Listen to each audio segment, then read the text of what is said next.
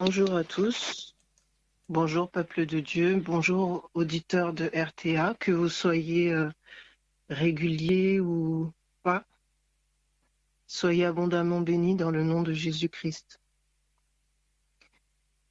Je remercie l'Éternel parce que je sais qu'il est au milieu de nous. Il a dit que là où 2 ou 3 sont assemblés en son nom, il est là. Et donc je crois qu'il a déjà commencé à parler. Et je crois que ce matin, nous allons l'entendre. Et je dis nous parce que cela me concerne aussi, bien entendu.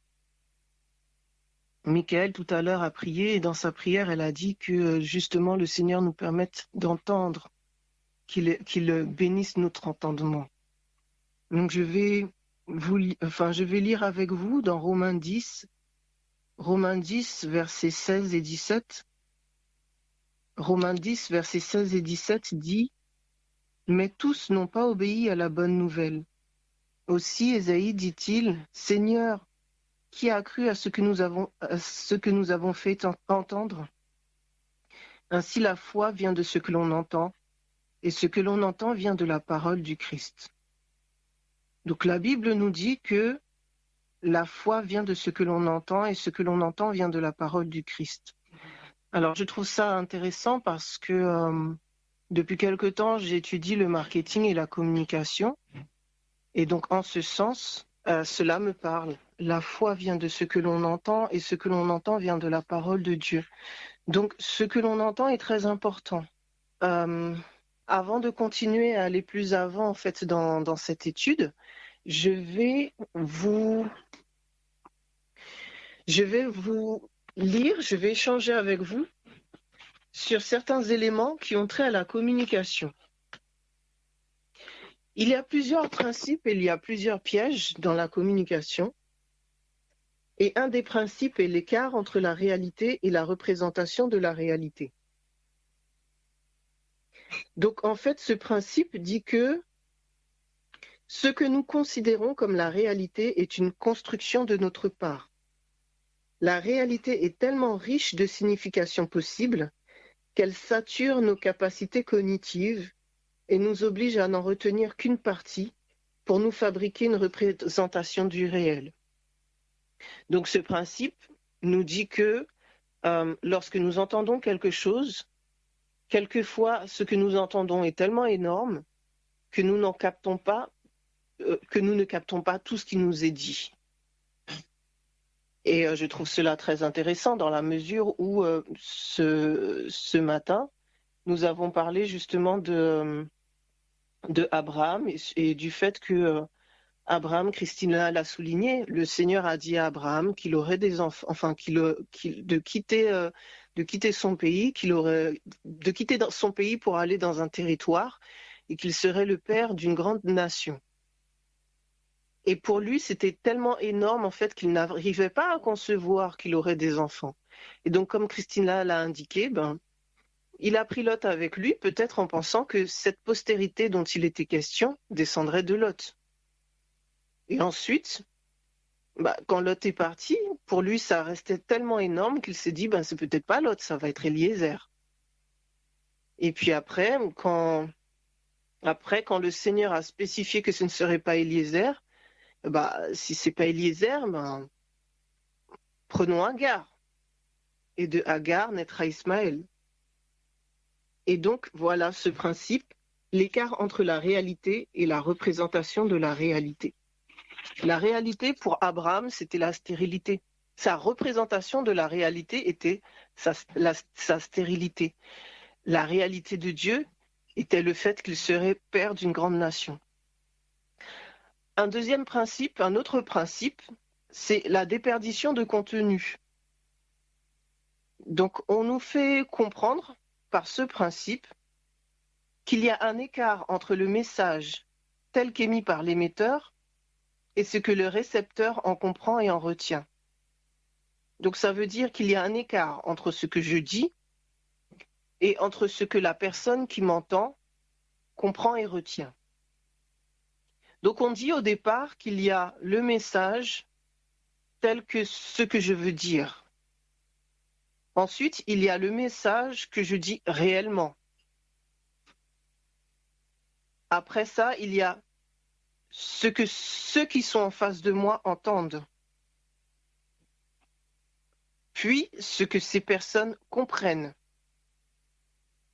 et encore ce que ces personnes retiennent, et ensuite ce que ces personnes restituent.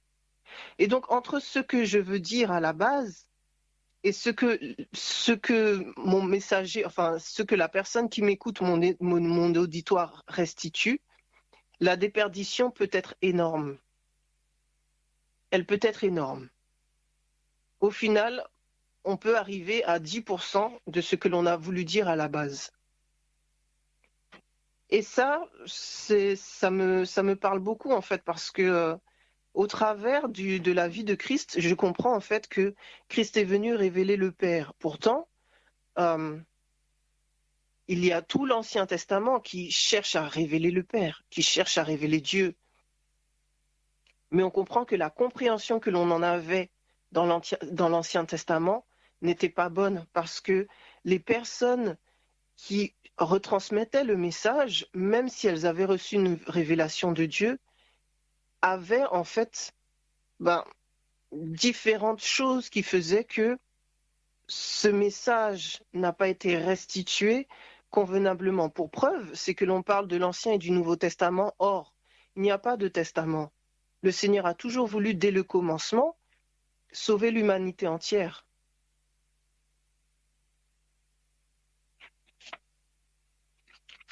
Un autre principe, c'est donc l'importance du récepteur, c'est-à-dire l'importance de la personne qui écoute. Peu importe celui qui communique, il doit tenir compte de celui qui va recevoir le message. Et en fonction de celui qui doit recevoir le message, on ne peut pas communiquer de la même manière. Si vous avez des enfants de différents âges,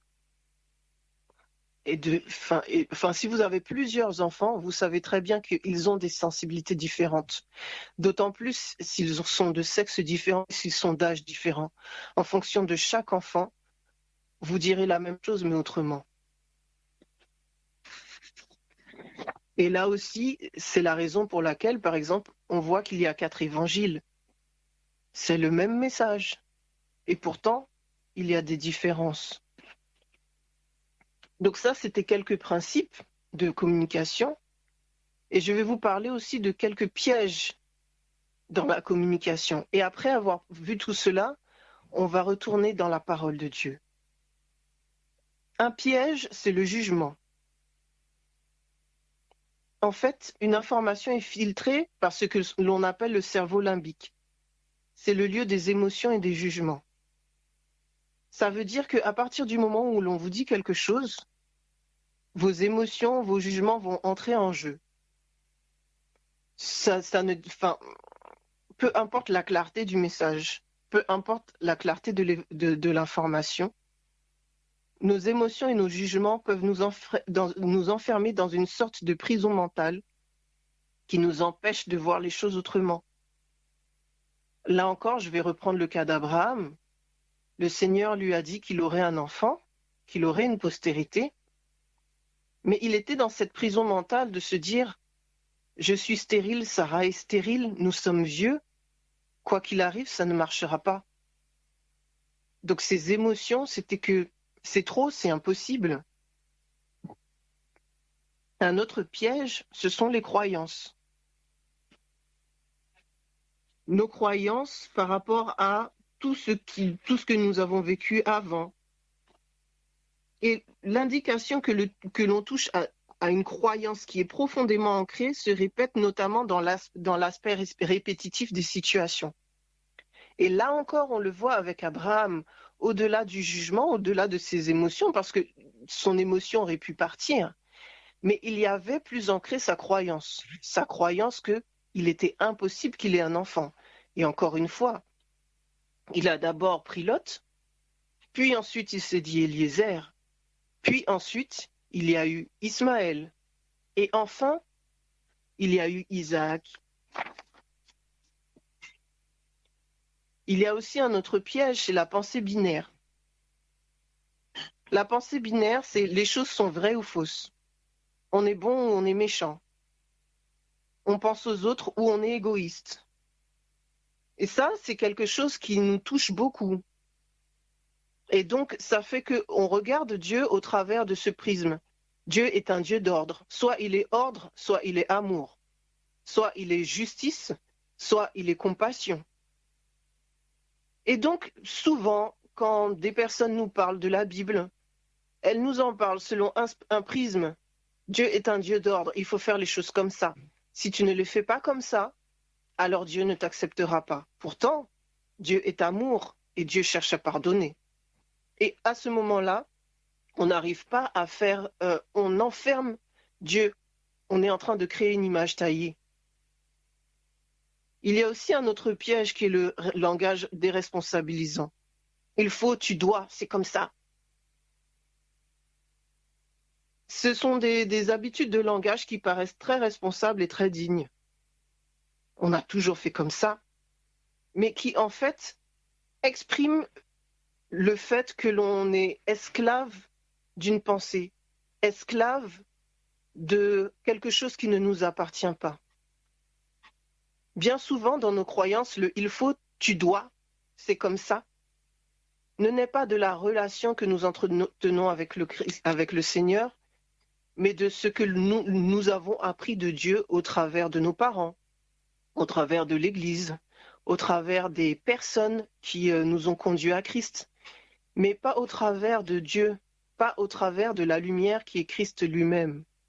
Christ est venu, on l'a dit à plusieurs reprises sur cette radio, Christ est venu pour révéler le Père, Christ est la vérité. Tout ce qui est écrit dans la Bible doit se lire au travers de Christ. Christ est le prisme, Christ est la clé de lecture. Parce que justement, comme je viens de l'expliquer auparavant, les êtres humains sont remplis de biais cognitifs, de biais au niveau de leurs pensées, de biais au niveau de leurs convictions, de biais au niveau de leur jugement. Et donc, chacun d'entre nous va prendre la Bible, va lire la Bible, mais avec son propre prisme, au travers de ses propres croyances, au travers de ses propres conclusions. Et en fonction du nombre de biais que nous aurons à l'esprit, nous croirons avoir raison. Or, nous serons toujours éloignés de la vérité. Et alors, pourquoi, en fait, j'ai parlé de tout ça? Parce que le verset de base était la foi vient de ce que l'on entend, et ce que l'on entend vient de la parole de Dieu. Mais si tu entends mal, quelle est la qualité de ta foi? Et c'est important, car il est dit dans Hébreux 11, verset 6, que sans la foi, il est impossible d'être agréable à Dieu. En Matthieu 16, verset 23, je vous invite à prendre avec moi Matthieu 16, verset 23. Donc là, gardez bien à l'esprit tout ce que j'ai dit. Matthieu 16, verset 23 nous dit, donc on va prendre plus haut, Jésus commença dès lors à montrer à ses disciples qu'il lui fallait aller à Jérusalem, souffrir beaucoup de la part des anciens, des principaux sacrificateurs et des scribes, être mis à mort et ressuscité le 3e jour. Pierre le prit à part et se mit à lui faire des reproches en lui disant « À Dieu ne plaise, Seigneur, cela ne t'arrivera pas. » Mais Jésus se retourna et dit à Pierre « Arrête arrière de moi, Satan, tu es pour moi un scandale, car tes pensées ne sont pas celles de Dieu, mais celles des hommes. » Alors je trouve ça intéressant parce que là, justement, il est question de communication. Jésus donne des informations. Il doit aller à Jérusalem, souffrir beaucoup de la part des anciens, et être mis à mort et ressuscité le 3e jour. Donc ce sont des informations.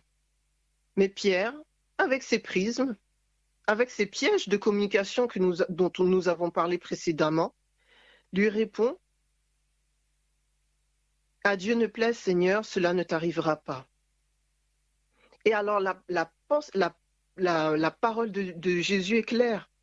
« Arrière de moi, Satan. Tes pensées ne sont pas les pensées de Dieu, mais celles des hommes. » C'est très intéressant de voir que pour Dieu, pour Jésus, les pensées des hommes sont les pensées de Satan. Il n'y a pas de différence. On avait déjà dit auparavant que Satan et le péché, c'est la même chose. Dieu et l'amour agapé, c'est la même chose. Dans la Bible, dans la spiritualité, il y a un principe, il y a des incarnations. Satan est le péché, Satan incarne le péché. Si tu mens, tu as du Satan en toi. Pourquoi? Parce que Satan est le père du mensonge. Et là, Dieu nous fait comprendre que la pensée des hommes, c'est celle de Satan. Pour Dieu, il n'y a pas de différence. Il n'y a pas d'un côté la pensée humaine et de l'autre la pensée démoniaque. La pensée humaine et démoniaque ont la même source, Satan. Et donc c'est intéressant parce que Marc 8, verset 33 dit, « Arrière de moi, Satan, tu ne conçois pas les choses de Dieu, tu n'as que des pensées humaines. » Et donc, la réflexion que je me suis faite, quand je demandais au Seigneur de quoi j'allais parler aujourd'hui, le Seigneur a mis dans mon cœur hier justement cet aspect communication. Et puis je me trouvais dans un lieu et je ne sais plus pourquoi, enfin j'ai entendu des personnes qui parlaient et j'ai entendu distinctement le mot distorsion. Ça m'a frappé parce que je me suis dit, oui c'est ça, distorsion.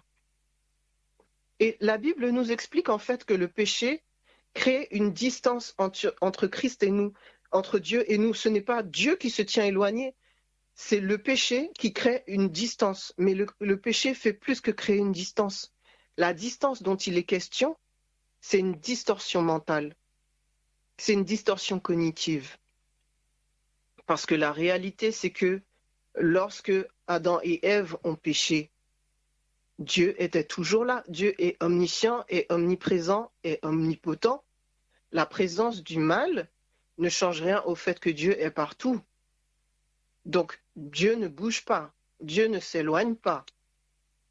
Mais le péché crée cette séparation, crée cette distorsion spirituelle, cognitive, dans nos pensées intellectuelles, qui fait que nous ne captons plus les réalités spirituelles comme il le faudrait. Et c'est la raison pour laquelle la pensée des hommes est celle de Satan. Alors concrètement, qu'est-ce que cela signifie? Dans Matthieu 16, verset 23, Jésus dit que « Arrière de moi, Satan, tu es pour moi un scandale. » Je suis allée chercher la définition de scandale et j'ai trouvé ce qui paraît incompréhensible et qui par conséquent pose problème à la conscience, déroute la raison ou trouble la foi. Donc la pensée des hommes est incompréhensible à Dieu et par conséquent, elle pose un problème à la conscience humaine et elle déroute la raison et elle trouble la foi. Or, la foi vient de ce que l'on entend et ce que l'on entend vient de la parole de Dieu. Mais le problème, c'est que l'on entend la parole de Dieu avec des pensées des hommes qui troublent la foi. Ça pose un problème. Ça pose un problème. Alors, on va justement parler du trouble de la foi. Dans Matthieu 17, du verset 14 au verset 21, il est question de la guérison d'un démoniaque. Nous allons lire ensemble. Donc, Matthieu 17, à partir du verset 14, qui dit « Lorsqu'ils furent arrivés près de la foule, un homme vint se jeter à genoux devant Jésus et dit « Seigneur, aie pitié de mon fils qui est lunatique et malade. Il tombe souvent dans le feu et souvent dans l'eau. Je l'ai amené à tes disciples et ils n'ont pu le guérir. » Jésus répondit « Race incrédule et perverse, jusqu'à quand serai-je avec vous? Jusqu'à quand vous supporterai-je? Amenez-le-moi ici. Jésus menaça le démon qui sortit du garçon et celui-ci fut guéri à l'heure même. Alors les disciples s'approchèrent de Jésus et lui dirent en privé, « Pourquoi n'avons-nous pas pu chasser ce démon ?» « C'est à cause de votre petite foi, leur dit Jésus. En vérité, je vous le dis, si vous avez de la foi comme un grain de moutarde, vous direz à cette montagne, « Transporte-toi d'ici là, et elle se transportera. Rien ne vous sera impossible. » Mais cette sorte ne sort que par la prière et par le jeûne. On va s'attacher au dernier verset, notamment le verset 21 qui dit « Mais cette sorte ne sort que par la prière et le jeûne. » Et alors souvent, on a l'interprétation de dire « Mais cette sorte de démon ». Et souvent dans les Bibles, justement, on voit que de démon est entre parenthèses parce que ce n'est pas dans le texte original, ce n'est pas dans le texte grec. Là, il y a peut-être un biais. Qui a rajouté de démon? En Marc 8, verset 33, il est dit, mais Jésus se retourna. Ah non, pardon, c'est pas. En Marc 9, pardon, verset 29, Jésus dit,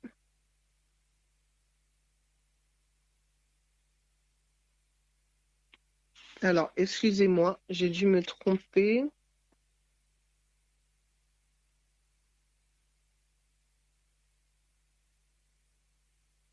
Marc 9, verset 29.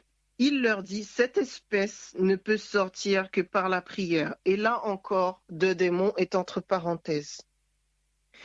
Et si en fait, Dieu parlait d'une espèce qui n'est pas un démon, qui n'est pas un démon tellement difficile qu'on arrive à sortir. Ce qui est important, c'est le verset 19 dans Marc 9. Jésus leur répondit, « Race incrédule, jusqu'à quand serai-je avec vous? Jusqu'à quand vous supporterai-je? Race incrédule. »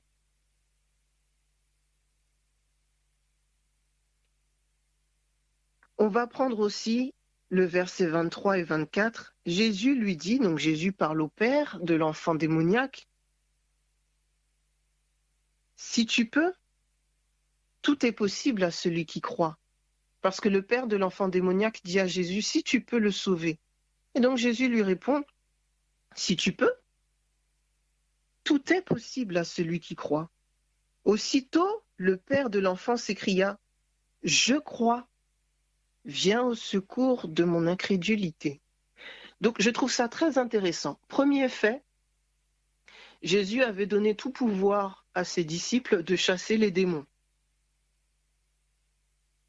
Il l'avait déjà fait, les disciples étaient déjà partis deux par deux en expédition, allant de ville en ville, chassant les démons, guérissant les malades, bénissant. Ils sont revenus vers Christ, ils ont fait leur rapport, victoire sur victoire. Donc, premier fait, Jésus avait donné à ses disciples la possibilité, le pouvoir sur toutes sortes de démons et de maladies. Sur toutes sortes, ça veut dire tout pouvoir. Deuxième fait, Jésus dit, tout est possible à celui qui croit. Troisième fait, Jésus traite les disciples de race incrédule et pervers.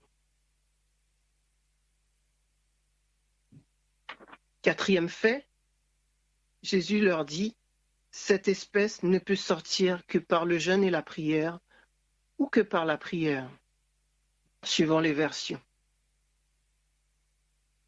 Jésus n'était pas en train de dire que certains démons ne peuvent sortir que par le jeûne et la prière.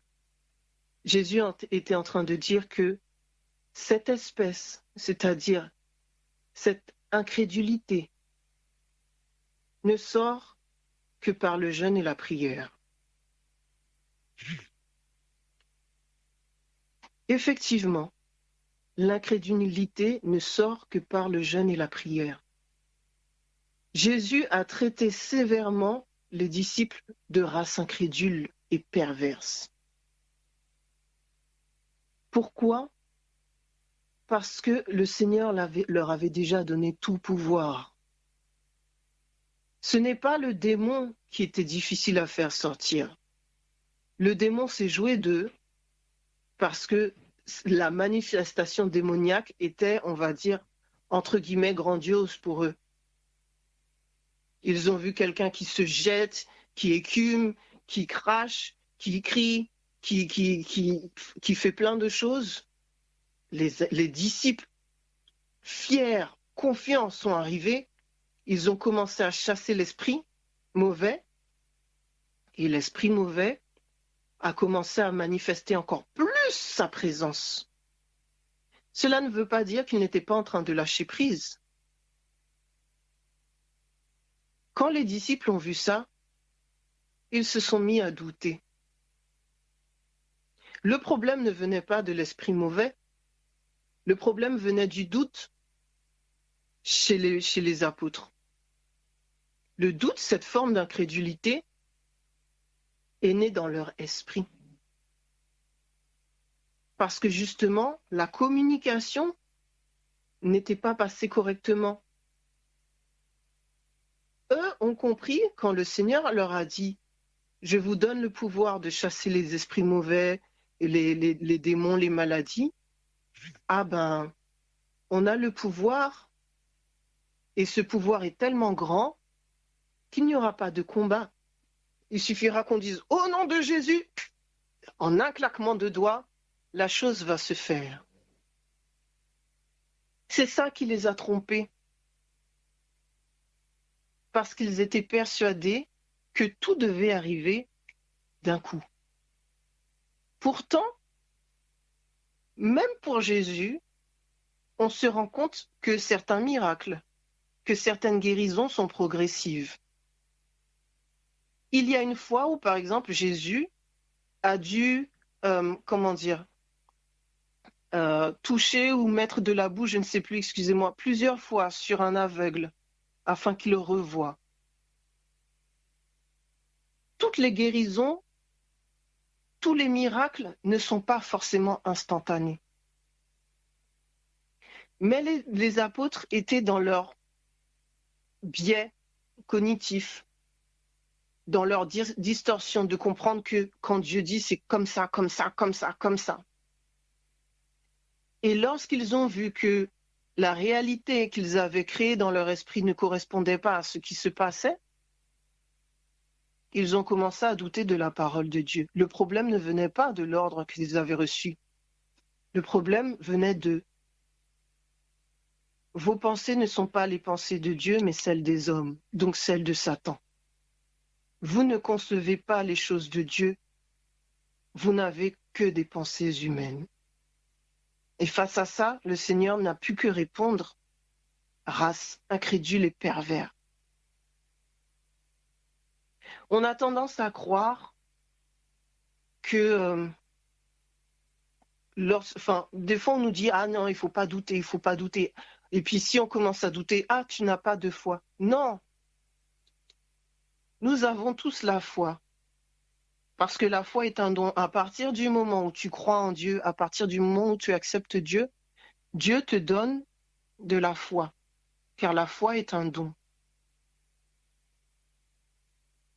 Et dans Romains 12, verset 3, on va prendre ensemble Romains 12, verset 3, il est dit, par la grâce qui m'a été donnée, je dis à chacun d'entre vous de ne pas avoir de prétentions excessibles et déraisonnables, mais d'être assez raisonnable pour avoir de la modération, chacun selon la mesure de foi que Dieu lui a départie. Donc là, on est en train de dire que c'est Dieu qui départit à chacun une mesure de foi. Et quelquefois, lorsque l'on voit quelqu'un, on dit « Oh là là, toi tu as une grande foi, Seigneur Dieu, donne-moi plus de foi ». C'est bizarre pourtant parce que le Seigneur a bien dit que si nous avions la foi comme un grain de sénévé, pourtant un grain de sénévé, ce n'est pas gros. Donc le problème n'est pas tant la quantité de foi que nous avons que l'utilisation que nous en faisons, que l'utilisation que nous en avons. Parce que le Seigneur dit bien que si nous avions une foi comme un grain de sénévé, nous pourrions dire à la montagne de se déplacer, elle se déplacerait. Moi, ce qui me marque dans ça, c'est qu'il est question d'une graine. Dans une graine, il y a toute la potentialité d'un arbre. Ce qui signifie que tu n'as pas besoin d'avoir une grande foi. Il suffit que tu aies une foi dans un grand Dieu. Si tu as une foi qui est petite comme une graine, elle contient quand même toute la potentialité de Dieu.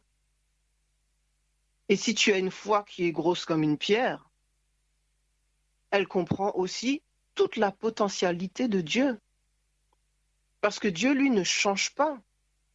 Que ta foi soit graine ou que ta foi soit pierre, cela ne change rien pour Dieu. Et il est important que nous comprenions que ce qui est important, justement, c'est cette connexion avec Dieu. Cette connexion avec toute puissance, la toute potentialité de Dieu. Oui, c'est important parce que Dieu veut nous parler. Dieu veut nous faire aller au-delà. Il veut nous donner infiniment, abondamment au-delà de tout ce que nous pouvons penser ou imaginer. Et le problème, c'est que nous n'y arrivons pas parce que nous ne captons pas. Alors quelquefois, au lieu de demander une grande foi, il faut demander au Seigneur, Seigneur Dieu, ôte de mes pensées tout ce qui fait barrière. Ôte de mes pensées tout ce qui vient de l'homme, tout ce qui vient de Satan. Il nous faut apprendre, mes amis, à écouter Dieu. Parce que à ta naissance, le Seigneur a déjà tout mis en toi. Il a tout mis, tu es une graine.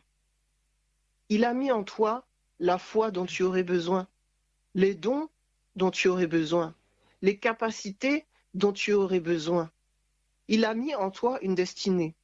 Il a mis en toi tout ce qu'il faut pour une vie pleine et abondante. Il a mis en toi la santé.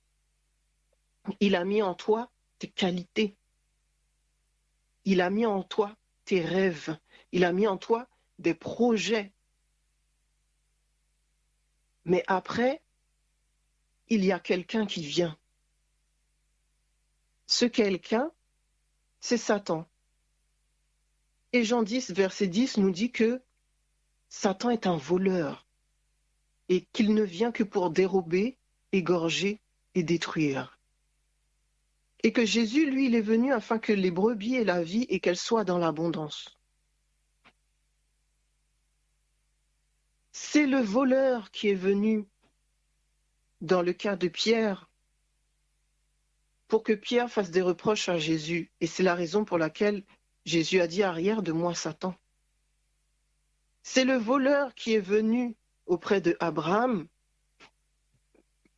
pour que Abraham croie que la promesse de sa postérité passerait par Lot. Quand il a compris que ça ne passerait pas par Lot, le voleur lui a mis la pensée de Eliezer. Puis le voleur lui a mis la pensée de Agar pour avoir Ismaël. Et chaque fois le Seigneur vient, et chaque fois le Seigneur se répète, « Je suis amour, lent à la colère, riche en bonté ». C'est le voleur qui a fait croire à Job que le Seigneur donne, le Seigneur reprend, béni soit le nom de l'Éternel. Parce que le voleur est tellement malin que le voleur peut te donner des pensées qui semblent spirituelles pour te faire combattre la vérité. C'est le voleur qui a fait croire à Josué que le peuple d'Israël, que Dieu cherchait à faire périr le peuple d'Israël avec Akan, avec Haï, pardon, alors qu'en fait c'était Akan qui avait désobéi. C'est le voleur chaque fois qui vient. L'incrédulité vient du voleur. Et le Seigneur nous invite aujourd'hui à combattre l'incrédulité par la prière et par le jeûne. Tu as des difficultés dans ta vie. et tu vas jeûner pour que la difficulté disparaisse. Mais le jeûne ne sert pas à ça. Le jeûne sert à la consécration. Le jeûne sert à se mettre dans un temps où l'on dit au Seigneur, Seigneur Dieu, parle-moi clairement. Enlève de ma pensée tout ce qui ne vient pas de toi. Le jeûne sert à la séparation. Le jeûne est une manifestation physique du fait que tu te mets à part pour Dieu. Certains arriveront au même résultat juste dans la prière sans avoir à jeûner. C'est le Saint-Esprit qui va te dire. Et donc là, on voit que Satan a encore volé le peuple d'Israël. Et Satan nous a volé aussi dans notre compréhension du jeûne. Ah, j'ai tel l'esprit mauvais ne part pas. Je vais jeûner comme ça, le Seigneur va le faire sortir. Non, parce que le Seigneur a déjà mis en toi toute l'autorité nécessaire pour faire partir l'esprit mauvais. Le Seigneur a déjà mis en toi, dans ta vie, il y a déjà le Saint-Esprit. Le Saint-Esprit, c'est le doigt de Dieu. Le Saint-Esprit, c'est celui qui agit au nom de Dieu pour chasser l'esprit mauvais. Mais il se peut que le Saint-Esprit t'ait parlé à propos justement de ta situation, de ton oppression, de ton trouble, de ta maladie, et que tu sois bloqué dans tes pensées au travers de tes biais, au travers de tes distorsions. Et tu vas continuer de prier, Seigneur Dieu, délivre-moi. Seigneur Dieu, délivre-moi. Ô Seigneur, délivre-moi. Et pour preuve que nous avons une distorsion, c'est que si le Seigneur nous dit, voici, je vous ai donné le pouvoir de marcher sur les scorpions et les serpents et sur toute la puissance de l'ennemi et rien ne pourra vous nuire. Pourquoi dire au Seigneur, Seigneur Dieu, délivre-moi? Puisque le Seigneur a dit, c'est toi qui dois marcher, tu as le pouvoir, c'est toi qui dois marcher. Oui, c'est vrai, le Seigneur fait grâce lorsque nous ne comprenons pas, mais dans le même temps, il y a des choses qui vont nous rester volées si nous n'obéissons pas. Si le Seigneur nous dit d'exercer son autorité, c'est un péché d'aller vers lui pour lui dire, Seigneur Dieu, fais pour moi, alors qu'il t'a dit, va faire. Pour la libération d'Israël, le Seigneur n'est pas allé lui-même. Il a envoyé Moïse. Pour ta libération, le Seigneur peut très bien envoyer quelqu'un, mais le Seigneur peut très bien te dire aussi, fais. Es-tu prêt à entendre la voix qui va te dire de faire?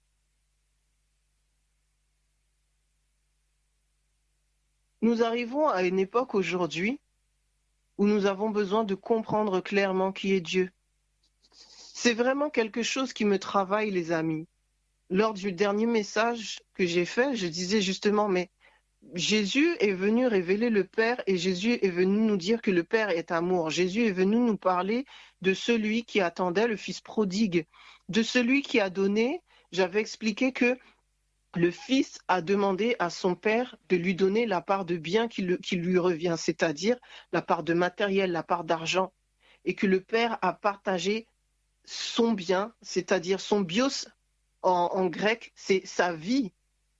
Il a partagé sa vie entre ses deux enfants. Nous avons une conception totalement erronée de Dieu. Dieu ne cesse de parler. Jésus ne cesse de parler. Le Saint-Esprit ne cesse de parler. Nous entendons, mais nous ne captons pas. Et la preuve que nous ne captons pas, c'est que nos vies ne sont pas en adéquation avec le fait que Jésus est venu pour que nous ayons la vie et la vie en abondance. Toi qui écoutes la radio RTA, est-ce que tu peux dire que dans tous les aspects de ta vie, tu prospères? Que dans tous les aspects de ta vie, tu vois l'abondance? Je ne suis pas en train de parler du fait que tu vas rencontrer des difficultés ou quoi que ce soit. On est dans le monde, nous ne sommes pas du monde. Mais du fait que nous sommes dans le monde, nous aurons toujours des difficultés. mais tu sais si ta vie prospère ou pas. Comment se fait-il que tant d'enfants de Dieu ne prospèrent pas dans leur vie, ne prospèrent pas dans leurs finances, ne prospèrent pas au niveau sentimental, ne prospèrent pas au niveau relationnel, ne prospèrent pas au niveau matériel? Et je m'inclus, je ne prospère pas dans tous les plans. Mais plus je comprends que j'ai besoin de comprendre, plus je comprends que Dieu est profondément Père et que je dois le regarder comme le meilleur des pères, à la fois père et mère. Il ne peut pas faire moins qu'un bon père et une bonne mère ensemble peuvent faire sur terre. Et je l'avais dit la dernière fois, nous sommes là, nous sommes en train de supplier l'Éternel. Oh papa, donne-moi un mari. Oh Père éternel, donne-moi un homme. Oh Seigneur, je t'en prie, donne-moi un travail. Oh, oh Dieu des cieux, donne-moi une maison. Comme s'il ne voulait pas. Comme s'il ne voulait pas. Vous là, qui écoutez la radio, vous avez soit eu un père, soit eu une mère aimante. Soit vous-même vous êtes devenu père ou mère et vous faites le meilleur pour vos enfants. Ou si vous n'avez pas eu un père ou une mère aimante, vous avez eu une figure d'autorité qui vous a aimé.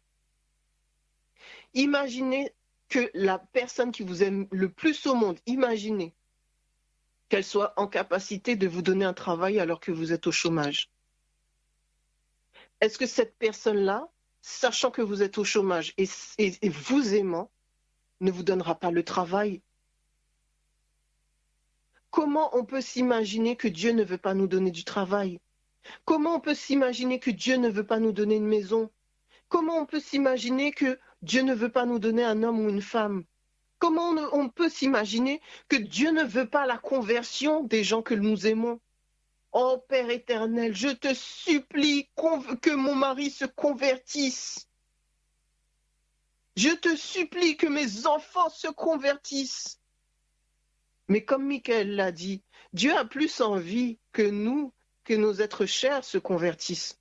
Pour preuve, il a donné Jésus-Christ. Nous sommes tellement volés que nous venons à l'Éternel avec ce genre de prière. Ô Seigneur, augmente mes finances, je te prie, Seigneur.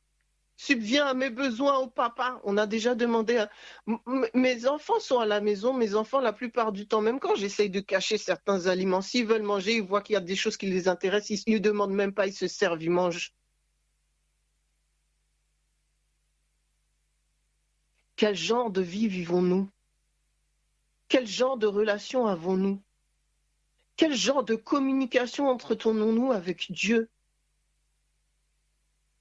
Quel genre de communication entretenons-nous avec Dieu? Quel genre d'image taillée nous avons fait de Dieu? Et puis après, nous disons, ah, celui-là n'honore pas bien le sabbat, Dieu ne va pas écouter ses prières. Ah, celui-là ne fait pas ci ou ça, Dieu ne va pas écouter ses prières. Ah, ça, et puis en croyant que nos prières sont meilleures. Mais ce que Jésus a dit aux apôtres à ce moment-là est valable pour nous aussi. Race incrédule et pervers.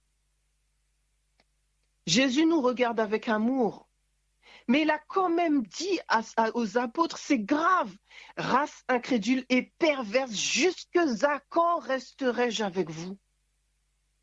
Heureusement pour nous que Dieu est amour. Heureusement pour nous que Dieu est agapé. Car la vérité, c'est que nous mettons à la face de Dieu jour après jour et plusieurs fois par jour notre incrédulité et notre perversité. Et c'est la raison pour laquelle le Seigneur, après, a dû demander à Abraham, donne-moi ton fils, pour briser cette incrédulité.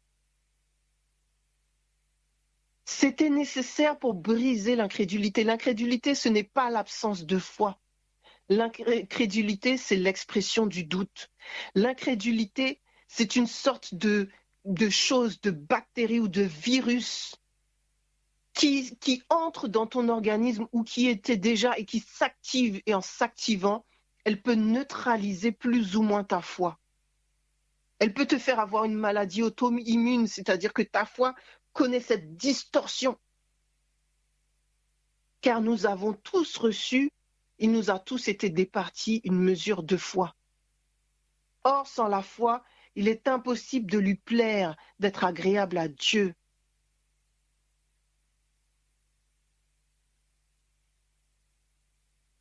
Et le problème, c'est que nous avons besoin de comprendre que tous les êtres humains sont affectés par ces troubles de la cognition, par ces distorsions, par ces biais cognitifs, par ces problèmes de communication. Tout le monde, tous, nous sommes affectés parce que la distorsion vient du péché. Ce qui fait, mes amis, que même ceux qui ont écrit la Bible, même ceux dont on entend parler dans la Bible, étaient affectés par ces distorsions. Le seul qui ne l'était pas, c'était Christ.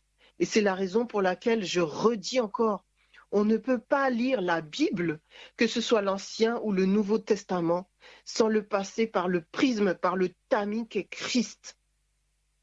Pour preuve, Jésus a dit, « Or, si vous aviez une foi comme un grain de sénévé, c'est-à-dire une foi toute petite, vous seriez en capacité de déplacer les montagnes. » C'est Jésus qui le dit.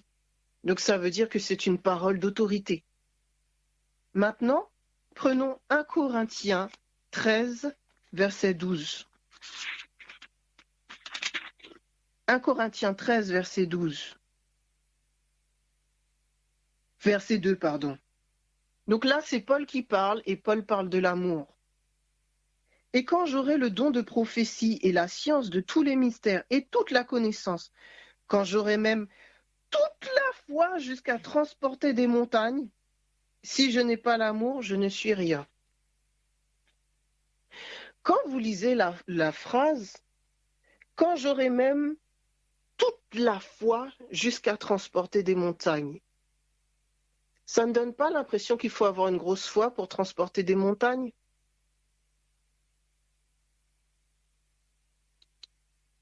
Lorsque l'on entend Paul dire plus tard que voilà, il lui a été mis un esprit mauvais pour le souffleter, pour qu'il ne s'enorgueillisse pas.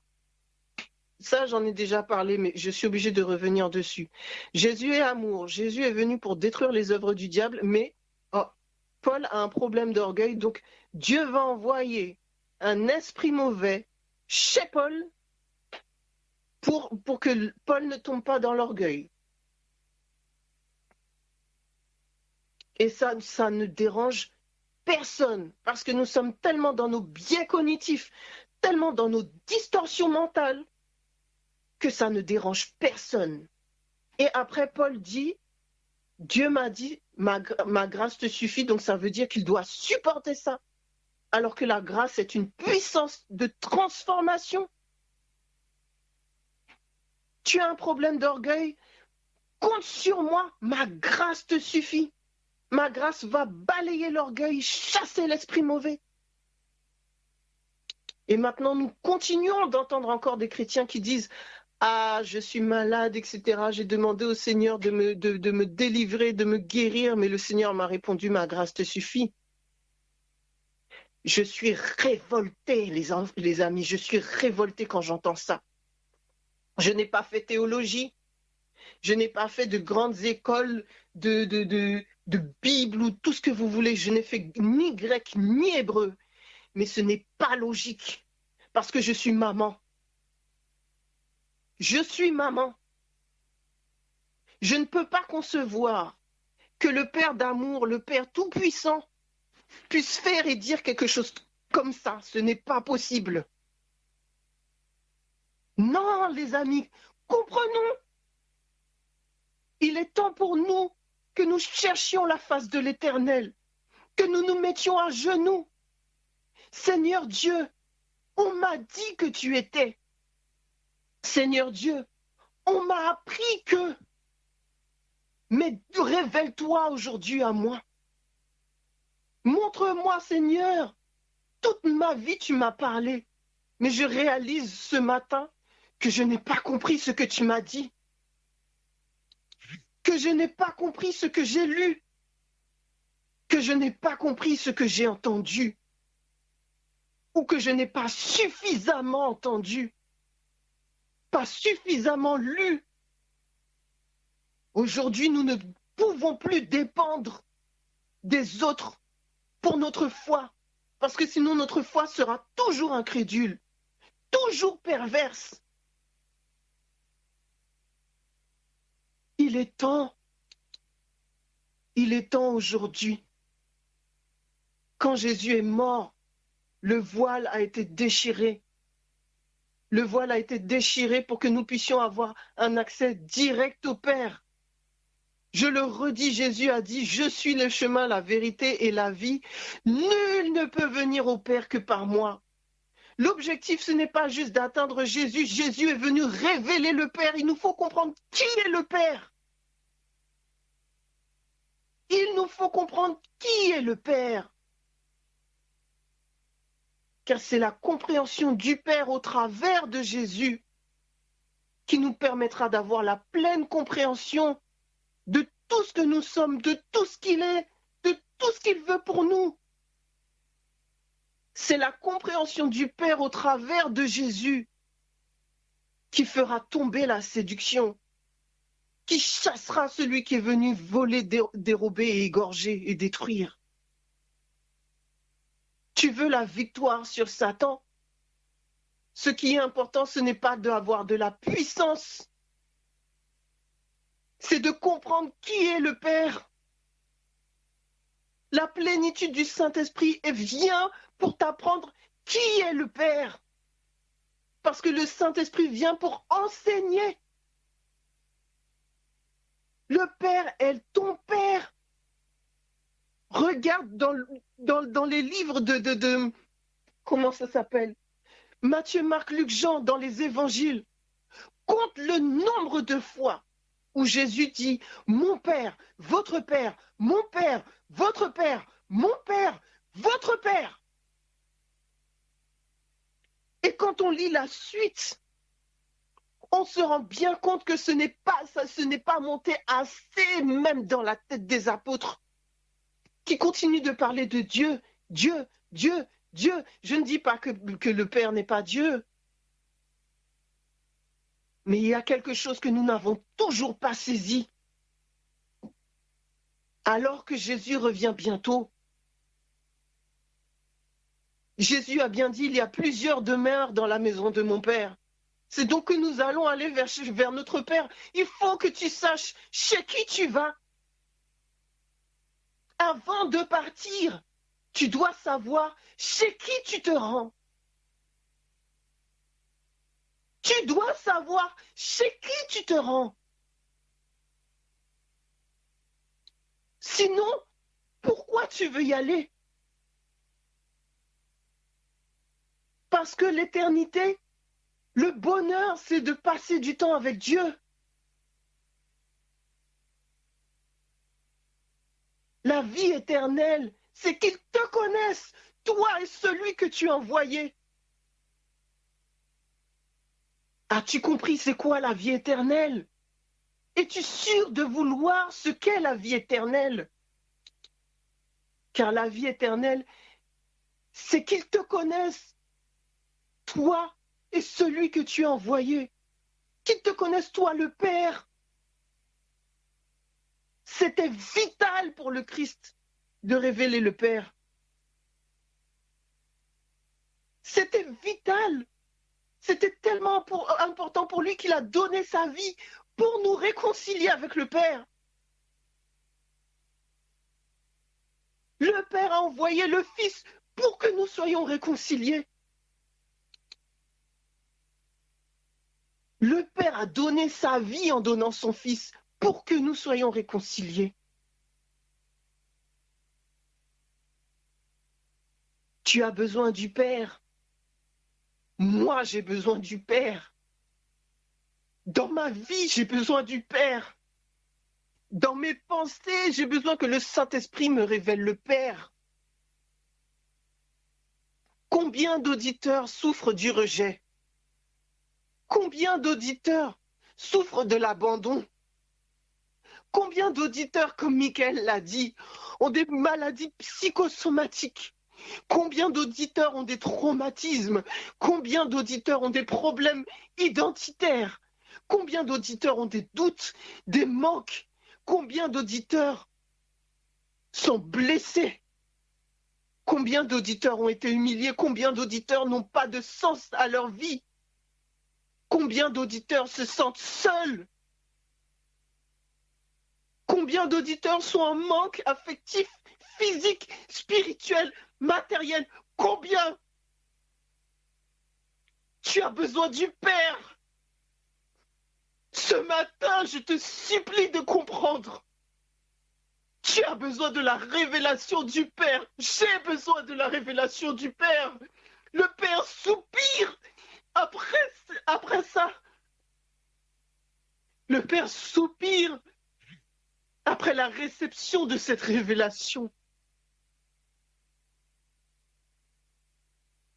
J'ai besoin de guérison. J'ai besoin de guérison de mon âme. J'ai besoin de guérison dans mes pensées. J'ai besoin de guérison dans mon corps. J'ai besoin du Père. J'ai besoin de celui qui m'a voulu pour vivre dans ce monde.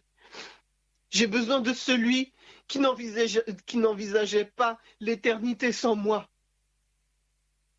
J'ai besoin de celui qui, dans ses pensées, s'est dit « Je veux une Evelina ». Voilà comment j'envisage son caractère. Voilà comment j'envisage son physique. Tu as des problèmes avec ton physique? Voilà comment j'envisage sa couleur de peau, sa couleur d'yeux, la forme de ses oreilles, la taille, comment j'envisage ses cheveux.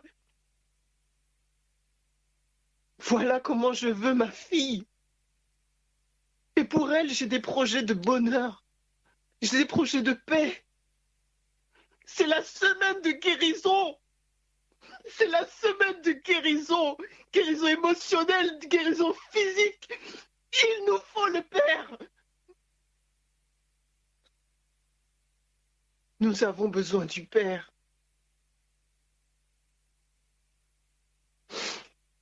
Ce matin, peu importe, tu n'auras peut-être pas capté tout le message. Tu n'auras peut-être pas capté tout ce que j'ai dit. Mais si ce matin, tu comprends que tu as besoin du Père, alors c'est l'essentiel. Si ce matin, tu comprends que ce que tu comprends n'est rien, que ce que tu comprends n'est pas bon, n'est pas suffisant, n'est pas assez, parce que le péché a créé trop de distorsions chez nous, mais qu'il y a une solution en Jésus, que si tu passes du temps avec lui, tout ira bien. Alors gloire à Dieu. Gloire à Dieu.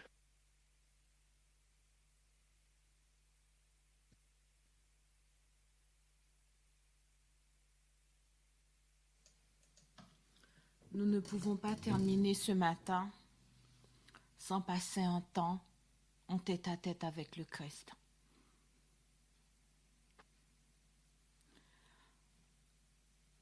Le message ne veut pas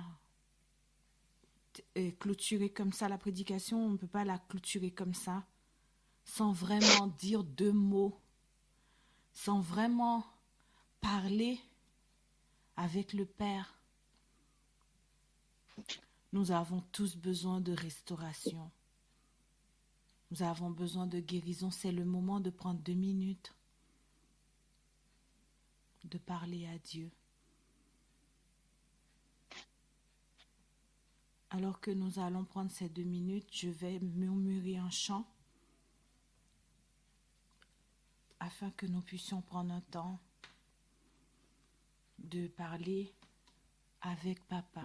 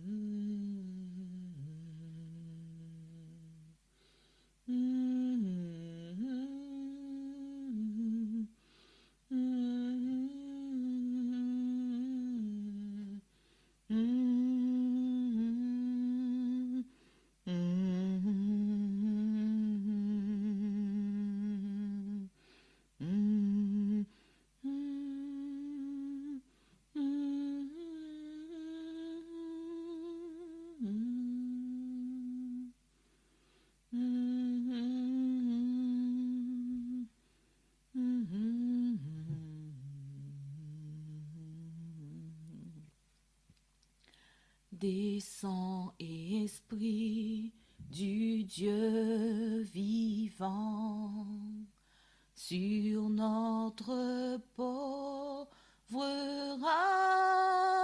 race qui s'est perdue en poursuivant l'illusion qui passe.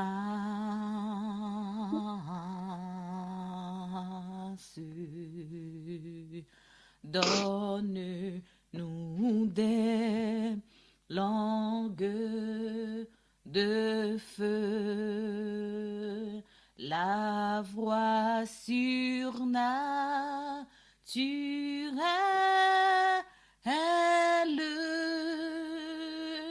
qui ramène les cœurs à Dieu par la bonne nouvelle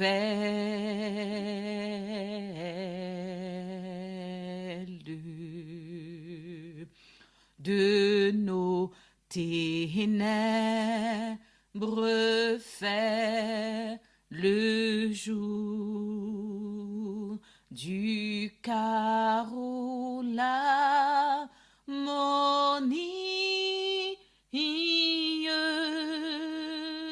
chasse la haine par l'amour et la mort par la vie.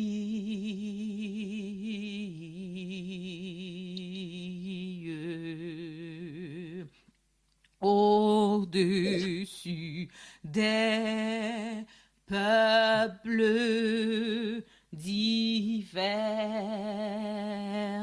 que la croix resplendisse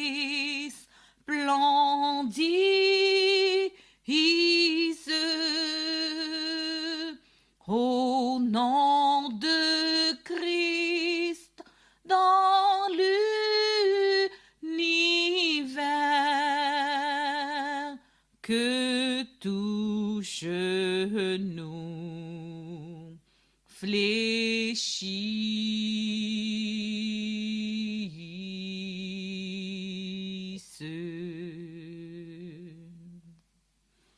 Demandons à Evelina de faire la dernière prière. Papa d'amour, nous avons été volés. Nous avons été volés. Volés de ton amour, volés de ton affection, volés des dons, volés des bénédictions, volés des visions, volés des projets. Nous avons été volés. Volés spirituellement, volés sentimentalement, volés physiquement, volés matériellement, volés financièrement, volés familialement, volés sur le plan sentimental. Seigneur Dieu, nous avons été volés. Aujourd'hui, nous sommes informes et vides. Papa, dis une parole ce matin. Dis une parole ce matin et que la lumière soit. Dis une parole ce matin et que la vie vienne descendre. Dis une parole ce matin et que la restauration arrive. Dis une parole ce matin et que la guérison descende. Et Seigneur, je te dis ça, mais la vérité c'est que tu as déjà parlé parce que sinon je n'aurais pas parlé. Ô Père éternel, je ne fais que manifester ce que tu as voulu dire ce matin. Seigneur, ton peuple a entendu. Moi, en tout cas, j'ai entendu. Que celui qui veut se joindre à moi pour te remercier le fasse. Merci pour cette révélation. Merci pour ce rappel. Merci pour ce message. Merci.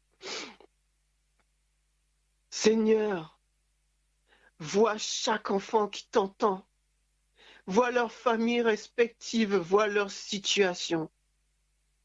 Alors que je réclame le sang de Jésus sur nous et en nous, qu'il se répande dans toute notre situation, qu'il se répande dans nos vies, qu'il se répande dans notre esprit, et qu'en cet instant précis, nous puissions recevoir la plénitude du Saint-Esprit. Seigneur, que ce qui est à arracher soit arraché ce matin. Que ce qui doit être brisé soit brisé ce matin. Que ce qui doit être jeté dehors soit jeté dehors ce matin. Et que la restauration, la guérison, l'alliance descendent. Tu as dit un jour coup pour coup. Vois la situation de chacun de tes enfants. Et toi qui es justice, nous réclamons la justice de Dieu pour que soit rendu coup pour coup. Ce matin, au nom de Jésus, je prends autorité pour appeler la restauration, restitution avec intérêt de tout ce que ton peuple a été, de tout ce pourquoi nous avons été volés, de tout ce en quoi nous avons été volés. Que celui qui a besoin d'une maison la trouve, que celui qui a besoin d'un travail le trouve. Que celui qui a besoin de finances les trouve. Que celui qui a besoin d'un mari, d'une femme, trouve. Que la famille qui a besoin de réconciliation trouve la réconciliation. Que celui qui a besoin de guérison trouve la guérison. Seigneur Dieu, passe dans l'esprit de chaque personne. Rétablis la connexion divine. Rétablis la connexion divine. Et que l'eau qui sorte du sanctuaire nettoie les canaux, afin que nous puissions avoir une pensée claire, la pensée qui vient de toi. Nous ne voulons plus, en tant qu'enfants de Dieu, avoir la pensée des hommes. Nous ne voulons plus être limités dans nos actions, dans nos activités, dans nos croyances. Nous voulons plus ce matin. Ce matin, nous osons te demander plus. Ce matin, nous réclamons infiniment, abondamment, au-delà de tout ce que nous pouvons penser ou imaginer. Que le peuple de Dieu se lève ce matin. Que des témoignages arrivent dans les jours, dans les semaines et les mois à venir de ce que tu restaures tous ceux qui auront entendu ce message et tous ceux qui l'auront partagé autour d'eux. Oui, car le Dieu en qui je crois n'est pas un petit Dieu. Le Dieu en qui je crois est mon Père et le Père de chaque personne qui écoute ce matin. Je ne suis pas n'importe qui. Je suis un enfant de Dieu. Je reçois tout ce qui va avec ce titre ce matin et que chaque auditeur le reçoive aussi. Gloire, gloire, gloire soit rendue à ton saint nom. Victoire pour ton peuple. Victoire en ton nom. Victoire en Jésus. Au nom de Jésus, j'ai prié. Amen. Gloire à Dieu, gloire à Dieu, gloire à Dieu, gloire à Dieu. Que ce chant retentisse en tout lieu. Gloire à Dieu, gloire à Dieu, gloire à Dieu, gloire à Dieu. Que ce chant retentisse en tout lieu. Le châtiment qui produit la paix, Jésus-Christ l'a subi pour mon âme. Il voulut expier nos forfaits en mourant, lui, sur le bois infâme. Gloire à Dieu, gloire à Dieu, gloire à Dieu, gloire à Dieu. Que ce chant retentisse en tout lieu. Gloire à Dieu, gloire à Dieu, gloire à Dieu, gloire à Dieu, gloire à Dieu. Que ce chant retentisse en tout lieu.